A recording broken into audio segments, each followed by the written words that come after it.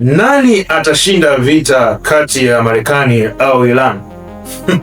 Ni swali ambalo leo nitawajibu wote. Marekani ni jeshi kubwa duniani, kuanzia kiteknolojia, kivifaa na kiuwezo na kiintelijensia chini ya CIA. Sasa kwa nini Wamarekani wako pale Iran? Wako pale kwa sababu moja tu, ni kumzuia Muiran kumiliki silaha za nyuklia, bomu la nyuklia. Hiyo ndo main reason ya Marekani kuwepo pale. Iran ni jeshi namba 13 kwa ubora duniani. Wamepiga hatua sana kwenye masuala ya drone. Kwa mfano, drone yao maarufu sana inaitwa Shahid. Inafanya vizuri sana kwenye vita ya Ukraine pamoja na Russia, ambako Russia anazinunua kutoka pale Iran. Sasa Iran kwa muda wa miaka mingi sana amekuwa akiwa na ndoto ya kumiliki mabomu ya nyuklia toka miaka ya 70 na alikuja akalijumu miaka ya 80.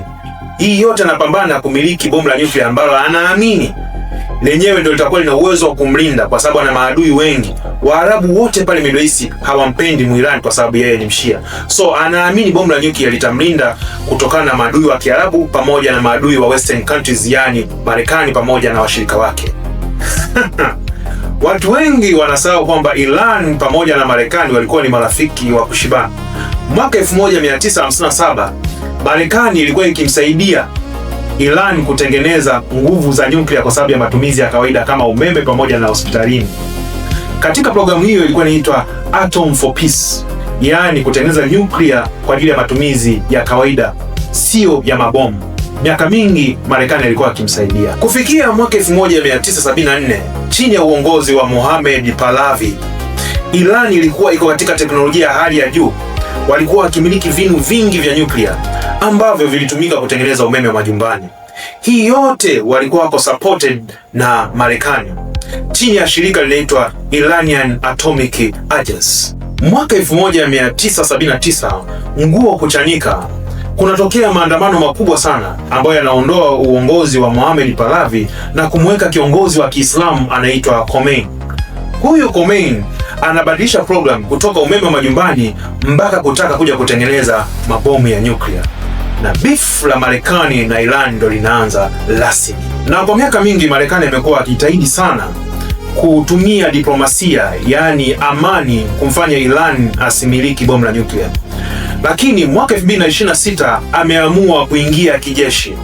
Sasa tunarudi kwenye swali, je, nani atashinda? Kwa sisi wa watu wa military science tunafahamu nini kinaendelea pale. Techniques anayotumia Marekani inaitwa shock and awe strategy. Nitaielezea shock and awe strategy ikoje. Marekani chini ya operation inaitwa Epic Fuel wanatumia hii strategy ya shock and awe, ambako wana target maeneo yafuatayo. Command center zote za kijeshi mpaka sasa hivi za Iran nyingi zimepigwa, lakini pia wanakuja wana target naval bases, maeneo yote ya jeshi la maji tayari wameshapiga, lakini pia wana target maeneo yote ambayo yanazalisha missiles, lakini pia wana target viwanja vya ndege. Hii ndio shock and awe. Ilitumika mwaka 2003 walivyokuwa wanaivamia Iraq. Baada ya hapo, baada kama wiki 3 hivi, wataenda na jeshi la miguu.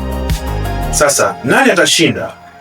Kwa kuangalia jinsi shock and awe inavyofanya kazi, jeshi la Irani litashinda endapo litatumia strategy inaitwa guerrilla warfare, ambayo huchukua muda mrefu sana. Lakini wakiendelea kujibizana kwa hii strategy ya shock and awe, jeshi la Irani litapigwa ndani ya wiki 4 mpaka wiki 5.